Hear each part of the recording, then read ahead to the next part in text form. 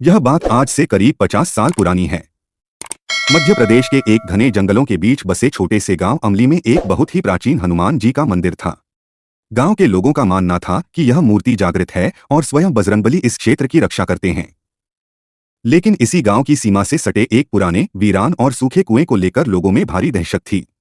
गांव के बुजुर्ग कहते थे कि सदियों पहले एक तांत्रिक ने अपनी अघोर शक्तियों के घमंड में आकर वहां एक बहुत ही शक्तिशाली और दुष्ट प्रेत को सिद्ध किया था। उस तांत्रिक की मृत्यु के बाद वह प्रेत आजाद हो गया और उसने उस कुएं को अपना बसेरा बना लिया। सूरज ढलने के बाद उस कुएं की तरफ से अजीब अजीब सी आवाजें आती थीं। कभी किसी के हंसने की तो कभी बेड़ियों के सरकने की। गांव के पशु भी उस रास्ते पर जाने से कतराते थे। इसी गांव में पंडित माधव जी रहते थे, जो उस हनुमान मंदिर के मुख्य पुजारी थे। माधव जी परम राम भक्त थे। उनका पूरा जीवन हनुमान जी की सेवा और कीर्तन में ही बीतता था। वे रोज सुबह 4 बजे उठकर मंदिर की सफाई करते, प्रभु का श्रृंगार करते और शाम को पूरे गांव के साथ मिलकर सुंदरकांड का पाठ करते थे। माधव जी का एक ही नियम था कि चाहे आंधी आए या तूफान, वे प्रभु की सेवा में कभी नागा नहीं करते थे। उनका विश्वास इतना पक्का था कि वे कहते थे, जिसके सिर पर पवनपुत्र का हाथ हो, उसका काल भी कुछ नहीं बिगाड़ सकता। एक बार की बात है, ज्येष्ठ मास का महीना था और उस दिन बड़ा मंगलवार था। मंदिर में सुबह से ही भक्तों की भारी भीड़ थी। माधव जी ने पूरे मन से प्रभु की सेवा की, भंडारा करवाया और रात होते होते वे पूरी तरह थक चुके थे। रात के करीब 9 बजे जब सभी भक्त अपने अपने घर चले गए तो माधव जी ने मंदिर के कपाट बंद किए। नियमानुसार उन्हें मंदिर के पीछे बने अपने छोटे से घर में जाना था। लेकिन जैसे ही वे अपने घर की तरफ बढ़े, उन्हें अचानक याद आया कि गांव के दूसरे छोर पर रहने वाले एक गरीब और बीमार वृद्ध काका ने मंदिर का प्रसाद मांगा था, लेकिन भीड़ की वजह से वे आ नहीं पाए थे। माधव जी का दयालु दिल यह बर्दाश्त नहीं कर पाया कि कोई हनुमान जी के प्रसाद से वंचित रह जाए। उन्होंने एक दोने में बूंदी का प्रसाद और चरणामृत लिया और लाठी लेकर उस वृद्ध काका के घर की तरफ निकल पड़े। वृद्ध काका का घर गांव के उसी रास्ते पर था जो उस शापित और वीरान कुएं के पास से होकर गुजरता था। रात के करीब 10 बज चुके थे। आसमान में घने बादल छाए हुए थे और अमावस्या की रात होने के कारण चारों तरफ घना अंधेरा था। सन्नाटा इतना गहरा था कि माधव जी के कदमों की आहट भी साफ सुनाई दे रही थी। हवा में एक अजीब सी ठंडक थी जो हड्डियों को कंपा देने वाली थी।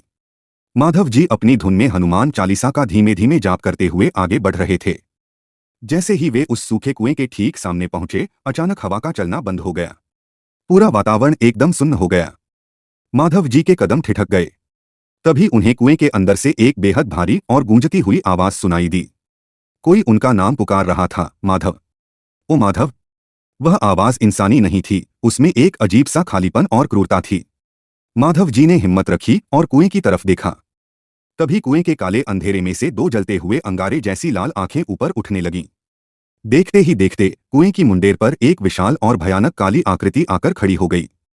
उसका शरीर 7 फीट ऊंचा था, बाल घुटनों तक बिखरे हुए थे और उसके चेहरे पर एक विभत्स मुस्कान थी। वह वही दुष्ट प्रेत था। प्रेत ने अपनी भयानक हंसी हंसते हुए कहा, माधव, आज तुम्हारी जिंदगी का आखिरी दिन है। तुम रोज उस मंदिर में बैठकर जिस शक्ति की पूजा करते हो, आज वह भी तुम्हें मेरे चंगुल से नहीं बचा पाएगी। इस पूरे इलाके पर मेरा राज है और आज मैं तुम्हारा रक्त पीकर अपनी सदियों की प्यास बुझाऊंगा। प्रेत की आवाज से आसपास के पेड़ पौधे कांपने लगे।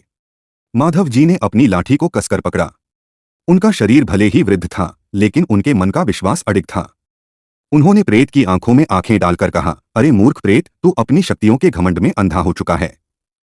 तू भूल गया कि आज मंगलवार है और इस ब्रह्मांड के रक्षक स्वयं हनुमान जी हैं। जिसके रक्षक रघुनाथ हो, उसका तू क्या बिगाड़ेगा? यह सुनकर प्रेत गुस्से से पागल हो गया। उसने चिल्लाकर कहा, तो बुला अपने हनुमान को, देखता हूं कौन आता है। इतना कहकर प्रेत ने हवा में छलांग लगाई और अपने लंबे, नुकीले नाखूनों वाले हाथ माधव जी की तरफ बढ़ा दिए। वह तेजी से उनकी तरफ झपटा। ठीक उसी पल माधव जी ने अपनी आंखें बंद कर लीं और अपने दोनों हाथ जोड़कर पूरे प्राणों से चिल्लाए, हे संकटमोचन, हे पवनपुत्र, लाज रखो प्रभु, रक्षा करो। जैसे ही माधव जी के मुख से यह करुण पुकार निकली, आसमान के बादल चीरते हुए बिजली कड़की। एक ऐसा भयंकर गर्जन हुआ जैसे ब्रह्मांड की सारी ऊर्जा एक जगह इकट्ठी हो गई हो। उस घने अंधेरे के बीच अचानक एक दिव्य, स्वर्णिम और अत्यंत चमकदार रोशनी का पुंज आसमान से नीचे उतरा। वह रोशनी इतनी तेज थी कि दुष्ट प्रेत की आंखें चौंधिया गईं और वह चीखते हुए पीछे हटा। उस दिव्य रोशनी के बीच से एक विशाल, चमकती हुई गदा प्रकट हुई। वह गदा सीधे आकर माधव जी और उस प्रेत के बीच जमीन पर स्थापित हो गई। उस गदा से निकलने वाली पवित्र तरंगों ने प्रेत को दूर फेंक दिया। तभी हवा में एक दिव्य और शक्तिशाली आवाज गूंजी जो शेर की दहाड़ जैसी थी। उस आवाज ने कहा, राम भक्त पर हाथ उठाने वाले दुष्ट, तेरा अंत निश्चित है। प्रेत डर के मारे कांपने लगा। उसने भागने की कोशिश की, लेकिन वह चमत्कारी गदा अपने आप हवा में उठी और उस प्रेत के पीछे चल पड़ी। गदा से निकलने वाली अग्नि ने प्रेत के काले साए को चारों तरफ से घेर लिया। प्रेत दर्द से तड़पने लगा। उसकी अघोरी शक्तियां उस दिव्य गदा के सामने तिनके की तरह बिखर गईं।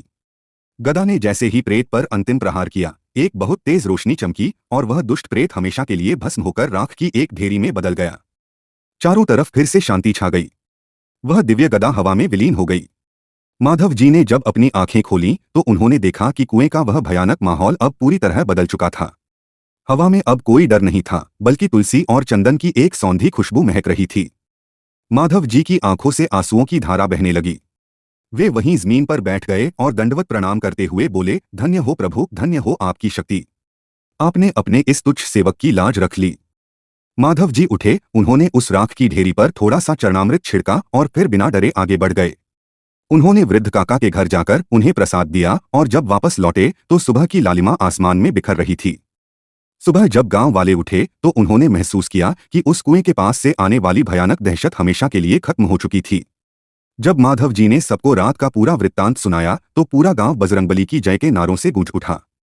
उस दिन के बाद से लोगों का विश्वास भक्ति में और भी गहरा हो गया, क्योंकि सब जान चुके थे कि संकट चाहे कितना भी बड़ा हो, हनुमान जी का एक नाम ही हर संकट को टालने के लिए काफी है।